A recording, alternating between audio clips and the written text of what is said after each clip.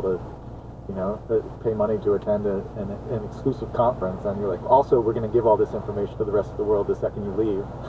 that would have been daunting, but it worked, so I'm glad you did it. Now, what would you say your experience has been like with this particular show, this part of the TED experience, TED interview, and any highlights from the last 4 years? Oh, many. So the TED interview was launched in part, probably mainly, to try to fill in the gaps that TED Talks don't deliver on. So, TED Talks are designed to be short, accessible pieces of communication. The idea is that someone can understand a speaker who's in a different field and can learn enough to know whether they want to dig deeper. Here's an exciting piece of knowledge explained in a compelling way that I can relate to. But ideas, actually, as your work demonstrates, they don't come neatly packaged. It's not like, here is an idea delivered from heaven, boom, it is a pure and complete thing.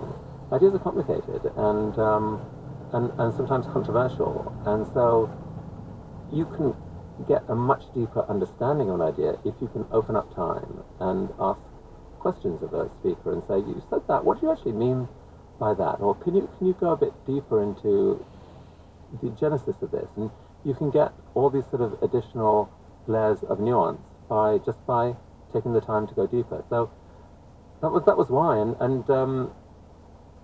I've loved it. I've absolutely loved it. Very first one was with the author Elizabeth Gilbert. We actually recorded it in my home in New York.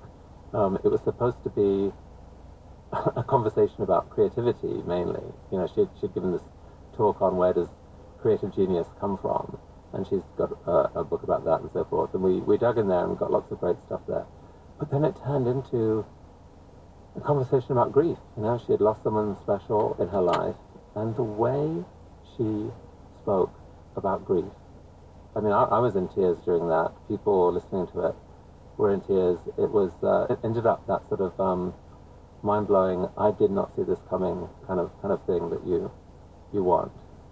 One thing that we wanted to discuss here, which is to point out, curation is a really important part of the TED experience, and hosting a podcast is a bit like being a curator. And we are, we should not fail to acknowledge that we are one white guy talking to another white guy. But I think, in terms of the history of this podcast, is something that we're really committed to going forward.